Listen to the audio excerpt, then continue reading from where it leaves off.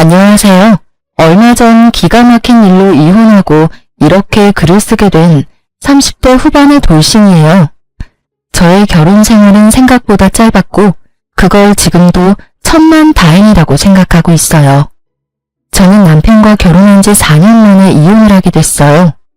결혼했을 당시에는 남편이 너무 잘해줘서 남편에게 문제가 있을 거라는 생각은 한 번도 해본 적이 없었어요.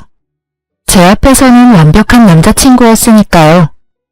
한 번쯤 의심해봤다면, 아니 남편의 폰이라도 한번 열어봤다면 저에게 이런 일은 일어나지 않았을지도 모르죠. 저는 남편을 의심해본 적이 한 번도 없거든요. 남편 폰을 열어서 확인한 적도 없었어요. 사랑이란 신뢰와 믿음만으로 유지되는 거라고 믿는 순진한, 아니 바보 같은 사람이었던 거죠. 저와 남편의 결혼이 순탄했을 것 같지만 의외로 우리의 결혼은 생각보다 험난했었어요. 저는 그리 내세울 만한 직업을 가진 것도 아니었고 집안이 빵빵한 것도 아니었거든요. 시댁은 시부가 사업을 해서 돈도 많았고 특히 시모가 교육자 집안이라 그런지 굉장히 보수적인 분들이어서 예의범절, 가문 이런 걸 따지셨거든요. 그런 분들에게 평범하게 자란 제가 마음에 들 리가 없었죠. 당시에는 저도 남편을 무척 사랑했으니 결혼을 포기하고 싶지 않았어요. 그때 시모가 마지막으로 묻더군요. 너 우리 집안의 제사가 얼마나 있는지 알긴 하니? 제사만 1년에 13개야. 그리고 집에 행사 있을 때마다 와서 네가 거들어야 하고 걔가 우리 집 장손이라서 너는 맏며느리가 되는 거야. 그 정도는 당연하게 해야 되는 일이고 할 수 있겠어? 솔직히 저희 집에서도 제사는 지냈었고 바쁜 어머니 때문에 제가 제사 준비한 적도 많았거든요. 또래보다는 그런 일에 익숙하다고 볼 수 있었으니 저도 그때는 자신감 넘치게 가능하다 말했었죠. 제 말에 시모가 한참을 절 뚫어져라 쳐다보더니 그러더군요. 좋다. 너랑 우리 아들 결혼시켜주마. 원래라면 합가를 해야 하는 상황이지만 아들이 분가를 그렇게 원하니 내가 분가할 수 있도록 해주마. 대신 제사 행사에 절대 빠지지 말고 참석해.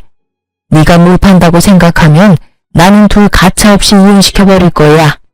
이때 느낀 감정은 마치 면접관을 앞에 둔 기분이었어요. 며느리 면접을 하면 이런 느낌일까요? 결국 저는 그렇게 시모의 요구에 알겠다고 답했고 그렇게 저와 남편은 결혼을 할 수 있게 됐어요. 그리고 시모는 분가를 하는 저희의 신혼집 전세금을 모두 빌려주셨어요. 그리고 행복한 결혼은 악몽의 시작이 되었죠. 시댁 재산은 생각보다 컸고 많았어요. 처음에 살짝 버벅대기는 했지만 그래도 한 달, 두 달이 흐르면서 본래 하던 게 있으니 어떻게든 맞춰갈 수 있게 됐어요. 처음 1년은 시모의 짜증 섞인 말만 들었어요. 넌 도대체 친정에서 배워온 게 뭐니? 어떻게 제대로 할 줄 아는 게 하나도 없어? 너희 부모님도 참 대단하시네. 이런 것도 모르는 애를 결혼시킬 배짱이 어딨어? 저의 실패나 서투름은 곧장 친정 부모님을 향한 모진말로 돌아왔고 그런 말을 듣지 않기 위해 정말 애 많이 썼어요. 2년 차에는 필사적이었던 만큼 더 잘해낼 수 있었어요. 그런데 그마저도 시모 마음에는 들지 않았나 봐요. 네가 들어온 지 2년이 되는데 여태껏 나한테 물어보면 어떡하니? 네가 알아서 해야 할 거 아니야. 그리고 언제까지 내가 준비를 다 해줘야 하니? 이제부터는 알아서 네가 준비도 하고 음식도 해야지. 맞는 말이라고 일리 있는 말이라고 생각은 했어요. 그런데 정말 버티지 못하겠다고 생각한 건 좋은 말 한마디 안 해주는 시모와 남편 때문이었어요. 노력은 어느새 당연한 게 되고 그 당연한 걸 조금이라도 못하게 되면 질책이 날아왔죠.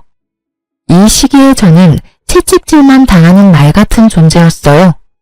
언제까지 노력해야 하나, 언제쯤이면 며느리로 인정해줄까 하는 생각이 들었었죠. 게다가 시모의 동행이나 이유 요구가 심해지자 어쩔 수 없이 다니고 있던 직장까지 그만뒀어요. 시모가 한 달 용돈을 줄 테니 일을 그만두고 시댁 일에 전념하라고 했었거든요. 일을 하면서는 도저히 시모의 요구를 만족시킬 수 없어서 일을 그만뒀지만 마음속으로는 너무 아까웠어요. 하지만 남편과의 결혼생활 유지를 위해서는 제가 시댁에 잘할 수밖에 없다는 생각으로 시댁에 전념했었죠. 제사나 행사만큼 많이 불렸던 건 손님들 대접할 때였어요. 아버님은 사업을 하시니 만나는 분들이 많았어요. 그런 분들을 집으로 초대하면 항상 제가 불려가서 음식도 하고 청소도 하고 했었어요. 제가 일을 잘하면 잘할수록 일이 늘어나는 신기한 상황이 된 거죠. 3년 차쯤 됐을 때 시모는 손가락 하나 턱짓 한 번으로 사람을 부려먹을 정도가 되어 있었으니까요. 결국 그런 것들이 쌓이니 저는 스트레스가 점점 늘어만 갔어요. 그리고 정말 타이밍 나쁘게도 그때 알게 된 거죠. 남편의 화려한 이중 생활을. 그날은 정말 즐거운 날이었어요. 시댁에서 절 부르지 않았고 남편과 바깥에서 식사도 했고요. 집에 들어와서는 둘이서 와인도 한잔하면서 즐거운 시간을 보내고 있는데 남편이 그날따라 과음을 했는지 소파에서 영화를 보다가 먼저 잠이 들었어요. 저는 남편에게 이불을 덮어주고 침대로 가려고 했어요. 그런데 남편 손에서 스르륵 빠져나온 폰이 바닥에 소리를 내며 떨어지더군요. 그리고 그걸 주워든 저는 아무 생각 없이 남편의 폰을 열었어요. 남편은 한 번도 폰을 잠근 적이 없었거든요. 귀찮다고, 그리고 문제 있는 사람들이나 비밀로 하는 거라고요. 솔직히 여태껏 남편의 그런 말들 때문에 폰을 확인하지 않은 것도 있어요. 그날도 그냥 탁자 위에 놔둘 수도 있었던 폰이었죠. 그런데 이상하게 열어보고 싶은 기분이 들었던 건 어째서였을까요? 저는 남편의 폰을 열어 사진과 메시지, 카톡을 확인하고는 웃으며 폰을 내려놓으려 했어요. 정말 아무것도 없는 업무나 친구 연락만 있었으니까요. 그나마 남편 덕분에 내가 이 힘든 시집살이를 견딘다고 생각하며 폰을 내려두려다가 순간 폴더 안에 있는 아주 작은 어플 하나에 눈이 갔어요. 그걸 누르지 말아야 했는데 그 안에는 남편이 만난 여자들이 몇 명이나 있더군요. 저는 남편이 바람을 필 거라는 상상도 해본 적 없었는데 이렇게 한 명도 아닌 여러 명의 여자를 보게 되니 너무 당황스럽더라고요. 남편이 그 여자들과 약속 잡은 날을 확인해보니 거의 대부분이 제가 시모에게 불려서 시댁에 간 날들이었어요. 저는 남편과의 결혼을 유지하기 위해서 몸이 힘들어도 제사 준비, 음식 준비, 청소까지 식모처럼 일하고 있었는데 남편은 그런 저를 두고 자기 혼자 열심히 즐기고 있었더라고요. 너무나 큰 배신감과 충격에 부들부들 떨며 혼자 소갈이하던 저는 잠도 제대로 못 자고 그날 하루를 뜬 눈으로 지새웠어요. 그리고 그 다음날 남편이 일어나자마자 묻지도 따지지도 않고 말했죠. 나랑 이혼해줘. 자다 깬 남편 얼굴이 당황스러움으로 바뀌더군요. 그럴 수밖에요. 제가 장난으로라도 헤어지자거나 이혼하자는 말은 한 적이 없었거든요. 연애를 하고 있는 동안에도요. 그런 제가 뜬금없이 앞뒤 다 잘라먹고 이혼하자니 남편이 당황할 수밖에요. 뜬금없이 아침부터 무슨 소리야? 무슨 일 있어? 집안일이 힘들어? 엄마가 괴롭혀? 지 탓이라는 생각은 전혀 안 하고 시댁 문제를 들먹이는 남편을 보는데 역겨워서 구토가 나올 것 같더군요. 저렇게 나를 위하는 척하면서 뒤로는 다른 여자 만나면서 온갖 더러운 짓을 다 했을 거라 생각하니 진짜 너무 견딜 수 없을 만큼 더러운 기분이었어요. 시댁 일 힘들지. 내가 왜 그 힘든 일을 해냈는데 당신이랑 결혼 생활 유지하려고 그런 거였잖아. 그런데 당신 나 시댁에서 일하는 동안 데이트 앱으로 여자 만났더라? 어떻게 그럴 수가 있어? 제 말에 남편 눈이 크게 떠지더니 아차 싶은 표정이더군요. 자신의 외도가 들켰음에도 남편은 크게 당황하지 않았어요. 미안해 여보. 그치만 하늘에 맹세코 그 여자들한테 마음 준 적 단 한 번도 없어. 다 그냥 노는 애들이야. 그냥 그렇게 잠깐 만나고 헤어지는 그런 사람들이야. 두 번 볼 사이도 아니고 용건만 끝나면 다신 볼 일 없는 사람들. 그런 사람들이랑 자기랑은 다르지. 이런 말을 들으니 기가 차서 말이 안 나오더라고요. 마음은 준 적 없고 몸은 줬다. 그러니 봐달라. 어디서 이런 미친 발상이 떠오르는지 도무지 상상도 안 됐어요. 지금 그걸 위로라고 하는 말이야? 아니면 돌려서 나 까는 거니? 그것도 아니면 지금 이 순간을 모면하려고 그냥 던진 말? 어떻게 당신이 나한테 그런 말을 해? 당신 마음이 나한테 있으니 몸은 마음대로 굴려도 된다 이거야? 내가 받은 배신감, 내가 느낀 이 더러운 감정은 어쩌고. 당신이 그딴 식으로 가볍게 미친 소리 한다고 해결될 일 아니잖아. 나도 가벼운 마음으로 이렇게 말하는 거 아니야. 나한테는 진짜 당신뿐이라니까. 봐, 어떤 여자도 오래 만난 적 없어. 당신만큼 나를 완벽하게 해주는 여자도 없고, 무엇보다 내 아내라는 자리에 당신보다 더 완벽한 여자도 없어. 그거면 되잖아. 솔직히 내가 당신을 얼마나 잘 챙겼는지는 당신도 잘 알잖아. 서프라이즈도 자주 해줘. 당신 위해서 선물도 많이 해줘. 당신 집에 있을 때는 다른 곳에 가지도 않고 당신한테 오잖아. 이 정도면 내 마음을 의심하는 것도 이상하지 않아? 난 정말로 당신뿐이야. 다른 여자들 신경 쓸 것 하나도 없어. 그 여자들은 그냥 노는데 필요한 것들이니까. 남편 말대로 남편이 저와 있는 동안 나는 잘해줬으니 저도 의심하지 않았었죠. 그런데 그런 저에게 남편이 이런 짓을 하다니. 그만해. 더 이상 듣고 싶지 않아. 당신의 사랑이 이런 가벼운 것인 줄 알았으면 당신이랑 결혼조차 생각 안 했을 거야. 서프라이즈, 선물을 많이 해주면 바람펴도 되는 거야? 나하고 있는 시간에만 충실하면 내가 없는 시간에는 다른 여자 만나는 게 당연한 거냐고. 여보, 나는 지금 이 상태에서 벗어나고 싶지는 않아. 당신처럼 완벽한 아내이자 며느리는 찾기 힘들잖아. 요즘에 누가 제사를 그만큼 지내고 시댁 일에 헌신을 다해? 어딜 찾아봐도 당신뿐이야. 당신이 있으니 우리가 이렇게 잘 사는 거고. 부모님 도움 받아가며 편하게 사는 거잖아. 내가 시댁 일에 헌신할수록 제 지가 빵빵해지고 쉬는 날 많아지니 이 상태를 유지하고 싶다는 말을 빙빙 돌려 말하는 남편 눈도 역겨웠어요. 저를 시댁에 대한 방패로 세워두고 혼자 열심히 즐길 생각으로 가득 차 보였으니 말이죠. 반성을 하고 미안한 마음을 가진 인간의 말이 아니었어요. 됐어. 당신 말 듣고 싶지 않아. 나는 그냥 이혼하고 싶어. 당신이랑 이렇게 말하고 있는 지금도 기분이 너무 더럽고 귀가 썩어가는 기분이야. 이혼해. 여보, 미안하다니까. 한 번이잖아. 딱 한 번 걸렸잖아. 그렇게 바로 나랑 이혼하겠다고 하면 내가 뭐가 돼? 나도 반성할 기회를 줘. 몇 달간만이라도 유예를 줘. 그래야 내가 반성하고 있는지 당신도 알 거 아니야. 그딴 말 귀에 들어오지도 않았어요. 남편은 다시 이야기하자며 저를 달랬지만 전혀 달래지지 않은 채였죠. 배신감과 분노로 머리가 어떻게 되는 것 같았거든요. 게다가 그날 시모가 저를 불렀어요. 아가씨의 결혼식에 입을 한복을 보러 가는데 저에게 같이 가자고 하셨거든요. 그런 일 정도는 아가씨와 함께 갔으면 좋았을 테지만 시모는 악착같이 저를 데리고 다니려고 했어요.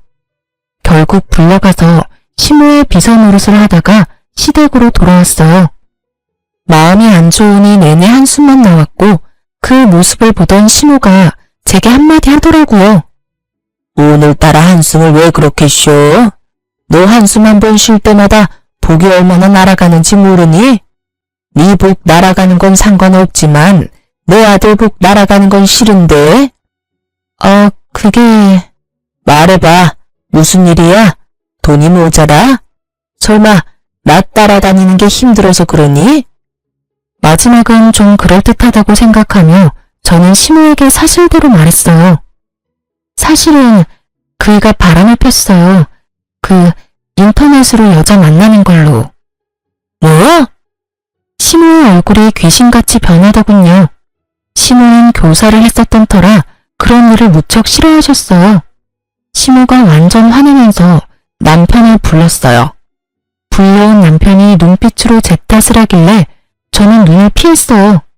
엄연히 잘못한 건 남편이니까요. 너 며느리 두고 바람 폈어? 어머니, 그런 거 아니에요. 그냥 한 번만 만난 것 뿐인데 이 사람이 너무 과하게 생각하는 거예요. 거짓말하지 마. 거기는 여자 목록만도 여럿이야. 한 번만 만났겠지. 여러 명을 한 번씩 만났으니까 잘못이 없다고 말할 거야? 우리끼리 이야기하자고 했는데 왜 어머니한테 말한 거야? 남편의 푸념에 시모가 큰 소리 치더군요. 그만. 둘 다 어른을 앞에 두고 이게 무슨 짓이야? 그리고 네 행동에 이 엄마 아빠의 명예가 걸려있다고 내가 몇 번을 말했어. 여자를 만날 거면 조용히 뒤탈 없는 여자로 만나. 너 때문에 아버지 사업에 문제 일으키면 우리가 주던 지원은 다 끊을 거다. 내 명의에 너희 신혼집이며 매달 주는 용돈이며 다 끊어버릴 테니까 지금 당장 내 눈앞에서 다 정리해. 혼내는 것도 참 시모답다 싶었어요. 부모님 이름에 똥칠하지 말고 뒤탈 없는 여자를 만나라니. 이럴 땐 네가 잘못했고 용서를 구해라가 답이 아닌가요? 결국 남편은 제게 조금만 시간을 달라고 했죠. 자기가 변하지 않는 것 같으면 그때 이혼이 달라고요. 필사적인 남편의 말에 딱 한 번만 용서하기로 했어요. 그날 이후로 남편은 매일 저녁 제게 핸드폰 검사를 받고 설정에 들어가 어플 다운받은 모든 기록을 보여줬어요. 그렇게 이야기가 일단락 되어가고 있었어요.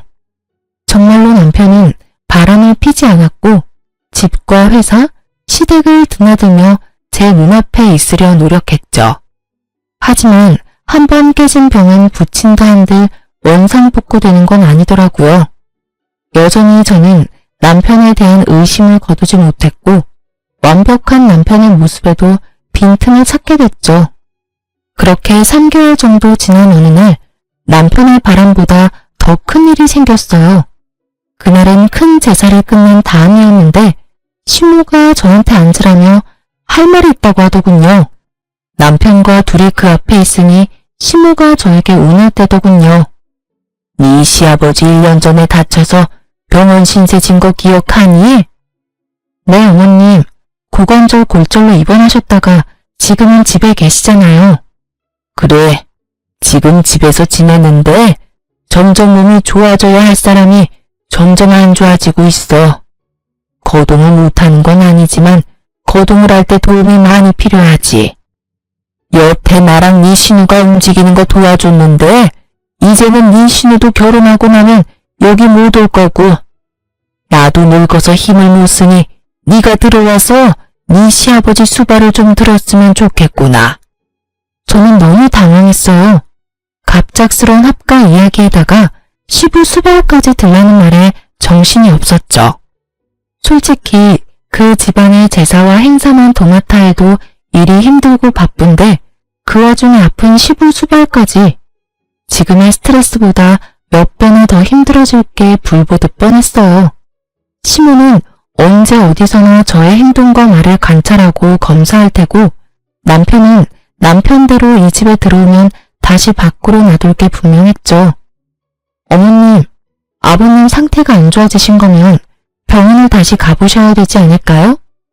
의료 지식도 없고 간병도 해본 적 없는 사람들이 하기에는 좀 어려울 것 같은데. 여태 잘 해왔다. 그러니까 걱정하지 말고 합가할 준비나 해. 당장이라도 드리고 싶지만 일단 네 신우가 결혼을 하고 나서 짐을 빼야 너희 짐이 들어올 수 있고 전세도 계약이 종료되려면 3, 4개월 남았으니 그때까지 준비해 놓으라고 미리 말하는 거다. 합가를 하든 하지 않던 나는 너희 신혼집 전세금은 뺄 거야.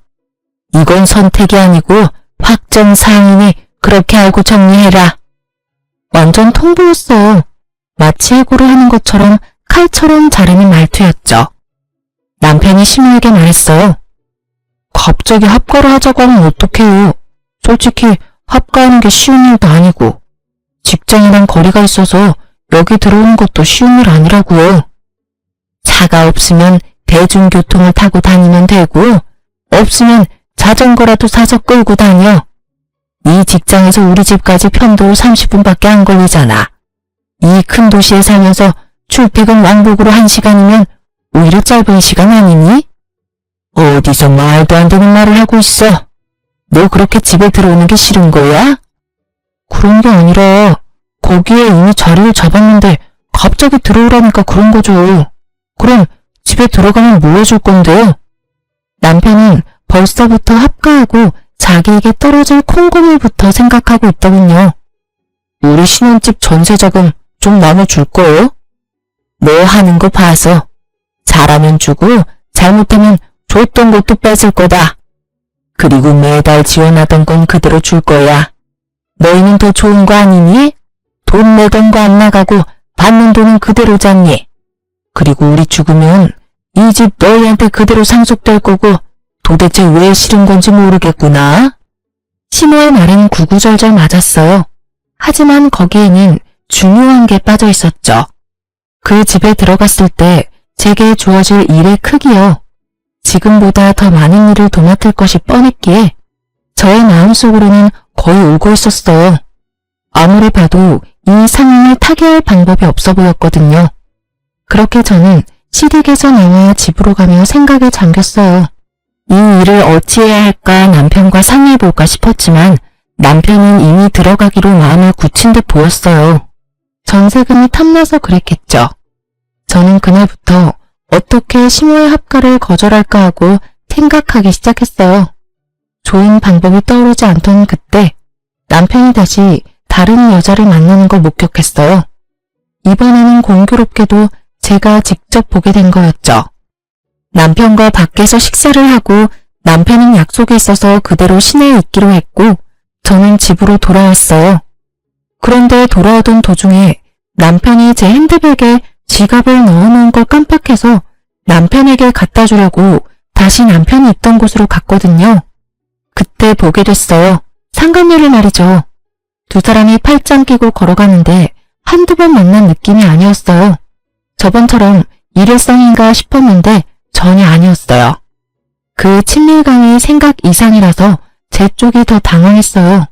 설마 하며 사람을 시켜 그 여자에 대해 알아봤는데 남편은 제가 조사한 기간 동안 몇 번이나 그 여자를 만나더라고요. 결국 남편의 불륜을 알게 되니 정신이 번쩍 들더군요. 제가 시댁 일로 정신 못 차리고 휘둘리는 사이에 남편 놈은 또 저 몰래 사람을 만나는 거였어요. 그것도 이번에는 저번과는 다르게 여러 번을요. 시댁에 대한 스트레스, 남편에 대한 분노, 이런 것들이 뒤죽박죽되기 시작하면서 저는 제대로 된 판단을 할 수 없을 정도였어요. 그 감정들이 저를 삼켜버린 것 같은 기분이 들었거든요. 상간녀의 전화번호를 알아내 그 여자에게 나오라고 만나서 이야기하자고 했어요. 그 여자도 순순히 저를 만나러 나왔어요. 당신 지금 만나고 있는 남자 제 남편이에요. 모르시고 있는 것 같아서 알려드려요.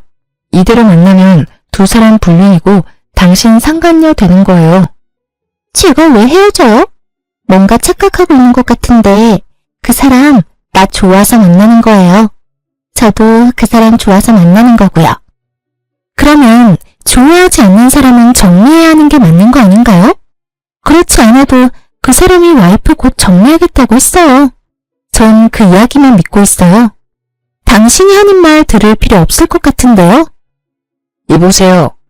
당신 이대로 내 남편 만나면 상간녀 되는 거예요. 그렇게 살고 싶어요? 어떻게 남의 남자 뺏어가고는 이렇게 뻔뻔할 만큼 당당해요. 불륜도 뭐 사랑이라고 말하고 싶은가 본데 아무리 치장해도 당신이랑 남편 사이는 더러운 불륜 그 이상도 그 이하도 아니야. 더럽다 그러는데 그쪽이야말로 더 역겹지. 서류상으로만 아니지 그 사람이 당신 사랑하는 걸로 착각하나 본데 그거 사랑 아니야. 나한테 다 이야기해줬거든? 시댁 지원 받으려면 완벽한 며느리가 필요하대서 들은 아내라고. 그래서 금이야 오기야 열심히 치장해주는 거라고 하던데? 아무것도 모르는 게 누군데 지금 여기서 큰 소리야? 저는 그 이야기에 정말 주저앉고 싶을 정도로 충격받았어요. 어렴풋이 아니 사실은 느끼고 있었어요. 남편이 저를 그럴 용도로 사용하는 게 아닌가 하고 저를 시댁에 보내놓고 시댁에 비위를 맞춰 지원을 받으려는 그런 용도, 그저 완벽한 며느리. 제 용도가 그것뿐이라면 제가 굳이 여기 매달려 있을 필요는 없잖아요. 저는 상간녀 눈앞에서 남편에게 전화해서 당장 여기로 오라고 했어요. 남편은 죄책감이라고는 전혀 없는 얼굴로 나타났죠. 당신이 어떻게 나한테 이래? 저번에 분명히 다른 여자와 만나지 않겠다고 약속하지 않았어? 어디까지 나를 비참하게 만들어야 속이 시원하니? 도대체 나는 당신한테 뭐였어? 당신은 완벽한 아내이자 우리 집 며느리였잖아. 당신 덕분에 일이 잘 풀린 것도 많았고 그래서 미안하게 생각해. 나 때문에 이런 일이 벌어져서. 그래도 나는 내 마음 속이는 일은 못해. 당신한테는 미안하지만 이 여자랑 같이 살고 싶어. 그래서 만남 지속한 거고. 야, 이 나쁜 누나. 네가 어떻게. 와, 진짜 너무 열받아서 욕도 안 나와. 네가 사람 새끼는 맞아? 짐승 같은 새끼. 내가 여태껏 어떤 마음으로 시댁과 당신한테 했는데 내 뒤통수를 이렇게 때릴 수가 있어? 당신이 나 없이 잘해낼 수 있을 거라고 생각해? 당신 없으면 뭐가 어떻게 되는데? 이 여자 웃기네. 당신이 와이프라고 뭐라도 된 것처럼 행동하는데 나라고 당신이 하는 일을 왜 못하겠어? 여기서 미친 짓 그만하고 그냥 깨끗하게 헤어져. 그게 훨씬 덜 비참할걸? 상간녀의 그 말에 저는 한바탕 퍼부어주려다가 언뜻 그런 생각이 들었어요. 이렇게 비참하게 내가 살아야 하는 건가? 이 남자에게 매달려 본처 자리를 꿰고 있어도 나한테 돌아오는 건 아무것도 없지 않을까 하고요. 시모가 나를 마음에 두는 건 그저 내가 하는 일을 잘하는 시모라서 그렇고 실제로는 나를 딸처럼 생각하는 건 아닐 거잖아요. 그런 사람을 위해서 내가 이 남자의 이런 여성 편력을 견디며 살아갈 수 있을까 하는 생각이 들었어요. 그러자 정신이 번쩍 들었어요.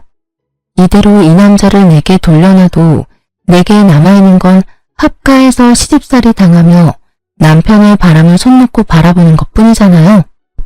저는 입을 닫았어요. 남편에게 아무런 질책의 말도 하지 않고 남편에게 말했죠. 알았어. 이혼해줄게. 당신 같은 남자는 내 쪽에서 서왕이야. 대신 시댁에는 비밀로 하고 이혼해. 이혼하는 순간까지 비밀 잘 지켜. 그리고 최대한 우리 이혼 빨리 해결되도록 협조해. 대신 상간녀 위자료 소송은 할 거야. 그렇게 알고 있어. 이건 다 당신 잘못으로 이혼하는 거니까 그 정도는 해줄 수 있지? 제 말에 상간녀와 남편은 환하게 웃으며 서로를 얼싸안으며 좋아하더군요. 소송을 한다는데도 좋아하는 걸 보니 위자료는 남편이 다 내줄 것 같더군요. 그나저나 상간녀의 그 꼴을 보아하니 상간녀는 모르는 것 같더라고요. 남편이 곧 시댁에 합가해야 한다는 사실과 시댁의 제사와 행사가 얼마나 많은지, 그리고 무엇보다 그 집에 귀신보다 독한 시어머니가 있다는 것을요. 저는 무표정으로 나왔어요. 그걸 알려줄 착한 마음 같은 건 없었으니까요. 나를 지옥에서 빼내어줄 소중한 사람인데 그런 이야기를 알려줄 필요가 있을까요? 지금의 행복을 만끽하도록 두는 게 좋겠죠. 다음에 있을 지옥이 그래야 더 고통스러울 테니까요. 그런 생각을 하고도 흠칫 놀랐어요. 그렇지만 남편의 불륜으로 이혼하는 여자들은 거의 대부분이 이런 마음일 거예요. 저만 그런 게 아니란 걸 알고서는 마음이 도리어 편해졌죠. 게다가 처음에는 정말 화가 나고 열이 받아서 온몸이 부들거리고 정신이 나갈 만큼 분노로 가득했는데 시간이 좀 지나고 객관적으로 제 상황을 바라보게 되니 딱히 이혼이 나쁜 것만은 아니었더라고요. 남편의 불륜으로 비참해진 마음은 이혼을 함과 동시에 너무도 편안해졌으니까요. 게다가 시댁에 신경 쓰지 않아도 된다는 건 너무나 다행스럽고 행복한 미래였죠. 그리고 이혼 숙려 기간 동안 저는 아주 바쁘게 살았어요. 시댁에는 숨겨야 했기에 이혼이 완벽하게 되기 전까지는 어쨌든 시댁 일을 도와야 했거든요. 게다가 합가를 위한, 아니 상간녀의 시댁 합가 때문에 제 짐들은 미리 빼둬야 해서 바빴어요. 그러면서 직장의 취직이 확정되었고 드디어 법적으로도 서류상으로도 완벽하게 이혼이 되었어요. 싱글이 된 첫날 저는 이미 빼둔 짐을 미리 구해놓은 전셋집에 옮겨두고 자유를 즐기고 있었어요. 사실 이혼이 완료된 날 다음 날은 시댁 제사가 있는 날이었어요. 이혼을 했으니 갈 필요도 없어 새로 구한 집에서 혼자 뒹굴거리고 있었죠. 그런데 시모에게서 전화가 왔더군요. 너 대체 어디야? 도대체 이게 다 무슨 일이고? 지금 당장 우리 집으로 와. 여기 지금 네 남편 애인 데리고 와 있어. 나한테 설명해. 어머님, 죄송한데 이미 저희 이혼해서 남이에요. 이야기 들으실 거면 아드님한테 들으시는 게 낫지 않을까요? 뭐? 이혼을 했다고? 이혼해도 숙려기간이라는 게 있잖아. 너희 그거 아니니? 그 기간도 이미 다 끝나서 저희 진짜 서류상으로도 남남이에요. 그러니까. 아이고, 이게 다 무슨 일이야? 너 지금 당장 우리 집에 와. 와서 설명해. 사실 안 가도 문제는 없었어요. 이제 남이잖아요. 그런데 시모의 모습을 보니 상간녀와 전남편의 반응이 너무나 신경 쓰이더라고요. 도대체 뭘 어떻게 했길래 시모가 저한테 오라고 전화를 했을까 싶었죠. 그래서 시댁으로 갔어요. 집안에는 상간녀와 전남편이 가지런히 시모 앞에서 무릎을 꿇고 앉아 있더군요. 시모는 저를 보더니 턱짓으로 들어와 앉으라고 시키더군요. 전남편 옆에 앉았더니 시모가 물었어요. 너희 왜 이혼했어? 저 남편이 이 여자랑 바람이 났는데 저한테 이혼해달라고 하더라고요. 그 여자 너무 좋아한대요. 게다가 이 여자도 저한테 이혼해달라고 요구했고요. 넌 본처잖니? 그런 애가 그렇게 쉽게 이혼을 해주면 어떡해? 어머님, 이 사람이 좋다고 하는데 제가 막을 수 있을 리가 없잖아요. 그리고 저는 사랑 없는 결혼을 못해요. 제가 결혼할 때도 말씀드렸지만 저는 저 사람이 절 사랑하는 동안에는 뭐든 할 수 있다고 했잖아요. 그런데 절 사랑하지 않는다니 제가 무슨 할 말이 있겠어요? 본처가 다 뭔데요? 그렇게 자존심 세우고 앉아있으면서 두 사람 하하호호 즐거워요, 사랑해요 하는 거 보고 있으라고요? 그렇게 살면서 제 정신이 망가지는 걸 가만두느니 그냥 지금 당장은 쪽팔려도 이혼하고 제 살 길 찾아가는 게 낫다고 생각했어요. 이혼이 너희 둘만 하는 거니? 예. 결혼을 할 때 양가 부모님이 함께 했으면 이혼을 할 때도 양가 부모님께 알려야 되는 거 아니야? 오늘이 제사인데 아무것도 모르는 무지렁이 한 마리가 들어와서는 집안을 이렇게 어지럽히고 있잖아. 너도 데려올 거면 일 잘하는 참한 여자를 데려왔어야 할 거 아니야. 넌 미처가 여태껏 어떻게 이랬는지 보고서도 저런 머리가 꽃받친 여자를 데려와? 어머니, 말씀 좀. 이 사람 저랑 재혼할 사람이에요. 그렇게 말씀하시면 저도 어머님이랑 같이 못 살아요. 네가 나랑 못 살면 어쩔 건데? 너 알고 있겠지만 네 신혼집 그거 내 명이야. 저번에도 약속했지만 나는 너희 합가하라고 분명히 이야기했어. 그런데 그 짧은 시간 동안 이런 짓을 꾸며? 시모의 분노에 전 남편도 어쩌지 못하고 있더군요.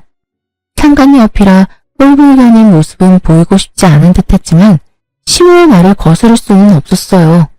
그리고 거기 아가씨, 아들한테 들었는지 모르겠는데 지금 우리 집에 시집 오면 합가해서 이 집에서 어른 모시고 살아야 해. 우리 남편이 다치고 나서 후유증이 심해서 거동이 잘 안 되거든. 그러니까 시아버지 수발까지 들어야 하고 집의 재산은 1년에 13번 정도 있는 데다가 손님 오시면 음식 접대에 청소까지 다 해야 해.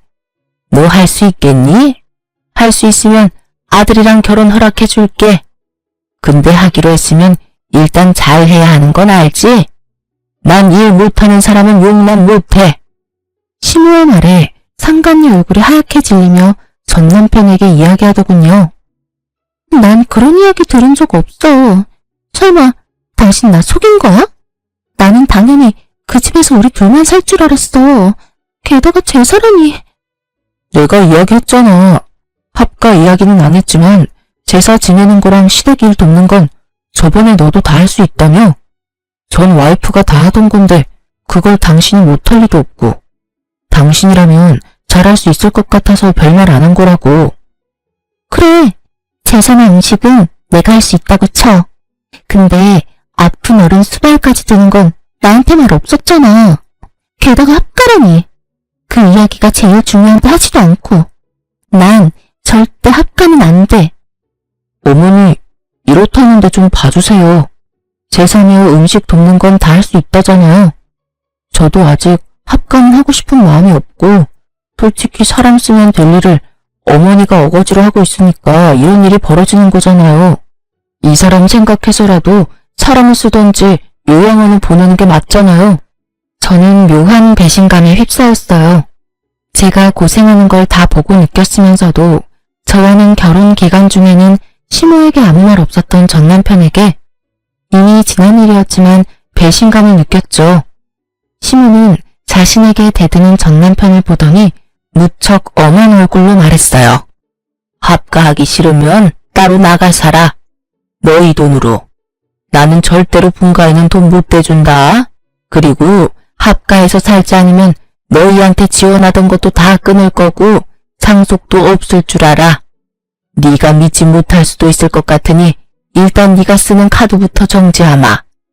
결국 그렇게 카드까지 정지 먹은 전 남편은 모아놓은 돈이 없어서 상간녀와 함께 울며 겨자 먹기로 시댁에 합가하기로 했더라고요. 좀 전에 느낀 배신감이 순식간에 사라질 만큼 상간녀와 남편의 실망한 얼굴이 너무 좋았어요. 그럼요. 제 가슴에 못을 박고 자기들끼리만 좋은 건 불공평하잖아요. 저는 그 집에서 나왔고 전 남편과 상간녀에게 위자료를 꼬박꼬박 받고 있었어요. 그리고 4개월쯤 지났나? 일하고 있는데 전 남편에게서 연락이 왔더군요. 전화를 안 받았더니 문자 카톡까지 남기고 다 무시했더니 결국은 친정어머니에게 연락하는 바람에 전 남편과 만났어요. 무슨 일로 나 보자고 했어? 난 당신하고 할 말 없어. 일도 바쁘고. 직장 구했어? 당연하지. 여태껏 당신네 집일 도와준답시고 일 안 한 거야. 그때는 돈도 받고 있었으니까 할 필요도 없었고. 그런데 무슨 일로 보자고 한 건데? 당신 혹시 나한테 돌아올 생각 없어? 여태껏 혼자잖아. 갑자기 이런 무슨 정신 나간 소리인가 싶어서 전 남편의 얼굴을 빤히 쳐다봤어요. 어디 아파? 왜 그런 무서운 소리를 해? 아니, 그 재혼한 여자는? 그 여자랑은 이혼했어. 이혼? 결혼한 지 얼마나 됐다고. 나 때문에 헤어진 건 아니야. 우리 본가랑 잘 안 맞아서 어머니 일 시키는 게 힘들었나 보더라고. 그래서 가만히 생각해보니 네가 참 힘들었겠다 싶기도 하고, 그런 마음 드니까 미안함과 동시에 내가 좀 더 잘해줬어야 했다는 후회도 들고 그렇더라고. 제대로 된 말을 하는 놈이 아닌데 수상했죠. 그래서 더 집요하게 물어봤어요. 헤어졌으면 다른 여자 찾으면 되잖아. 굳이 헤어진 전 부인을 찾는 거야? 당신이 우리 집 일 도맡아 있잖아. 그렇게 할 줄 아는 사람 없기도 하고, 우리 엄마 성미 맞춰줄 사람도 없고, 그리고 아직도 나는 너를 마음에 두고 있어. 그때 그 여자 때문에 모진말 하긴 했지만 정말로 당신을 놓을 생각은 없었거든. 거짓말을 줄줄 읊으며 말하는 짐승 새끼를 보니 기가 막혔죠. 헤어져 달라고 난리칠 땐 언제고 이제 와서? 그리고 엄마도 당신이 돌아왔으면 하고 있고, 제사도 줄이고 병수발도 안 들어도 된대. 당신이 돌아오기만 하면 다 원하는 대로 들어준대. 분가도 시켜주고. 나도 당신 말고 다른 데는 눈길도 안 줄게. 정말로 약속할게. 그 말을 믿어? 당신도 참 순진해. 그치? 어머님이 정말로 내가 원하는 대로 해주겠다고 해? 그럴 일 절대 없다는 데에 내 전 재산을 걸 수도 있어. 여태껏 시댁 재산으로 우리를 마음대로 부려오신 분이야. 이번에도 그 돈으로 우리를 부리려고 하겠지. 그리고 시댁 이야기하기 전에 당신이 더 문제지. 여자 만나는 거 안 고쳐지잖아.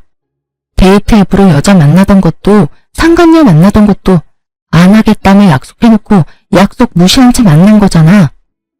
약속이라는 말의 무게가 너한테는 깃털처럼 가벼운 거 이미 다 알아. 그럼 나한테 약속이라는 말을 해? 내가 바보야? 멍청이야? 너 원하는 대로 다 해줄 것 같은 여자처럼 비춰지는 것도 이젠 지겹다. 앞으로 이런 말 할 거면 나한테 연락하지 마. 역겨우니까. 제 말에 전 남편은 화가 난 것 같더군요. 혼자 있는 게 외로워 보여서 부주해 주려고 했더니 뭐? 그러면 너는 뭐가 그렇게 잘났는데? 잘하는 거라고는 어른들 비위 맞추는 것밖에 없으면서. 너 같은 건 나도 싫어. 엄마가 너 데려와야 지원해준댔는데 이딴 식이면 나도 그런 거 필요 없어. 잘됐네. 그게 당신 본심이었어? 내가 어른들 비위를 왜 맞췄는데 너랑 결혼해보려고 악착같이 그랬던 내가 참 바보 등신이었지. 그리고 한 가지만 알려줄게. 넌 능력도 없는 놈이야. 야, 너 진짜 이딴 식으로 빈정거릴 거야? 그리고 누가 능력이 없대? 너 혹시 우리 엄마한테 연락받았어? 그 이야기 듣고 너 지금 나한테 능력 없다느니 그런 말 하는 거냐고. 갑자기 급발진 걸려 당황하는 전 남편을 보며 저는 의아했어요. 이놈이 왜 이렇게 민감하게 반응하나 싶었는데 나중에 그걸 알게 됐죠. 남편이 제게 왜 다시 돌아오라고 했는지를 시모에게 확실하게 듣게 되면서요.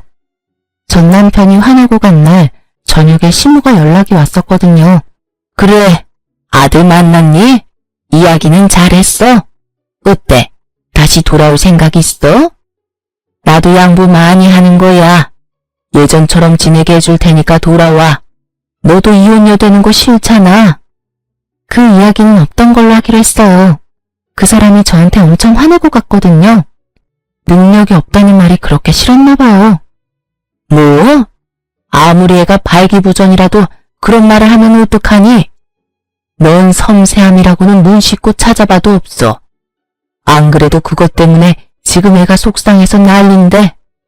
시모가 알려준 말에 저는 웃음이 튀어나올 뻔했어요. 그렇게 여자 좋아하는 나쁜 놈의 새끼가 발기부전으로 고생하고 있다니. 그래서 능력이 없다는 이야기에 그렇게 화를 크게 냈던 거였고요. 재혼했으니 재혼한 와이프한테 말하시면 되잖아요. 왜 굳이 저한테 돌아오라고 하시는지 모르겠네요. 걔는 안 되겠더라고. 요리도 못해, 청소도 못해, 시아버지 수발 들라고 했더니 아주 싫은 티를 팍팍 내더라. 내가 똥오줌을 갈라고 한 것도 아닌데 매번 인상 쓰고 인성이 안 됐어, 인성이. 그리고 내가 이렇게 생각해보니 너만큼 일 잘하는 애도 없더라. 제사며 행사며 다 따라와준 너 같은 애를 어디서 또 구해? 그 말을 듣는데 상간녀의 그 썩은 표정이 떠올라서 웃음이 나오는 걸 겨우 참았어요.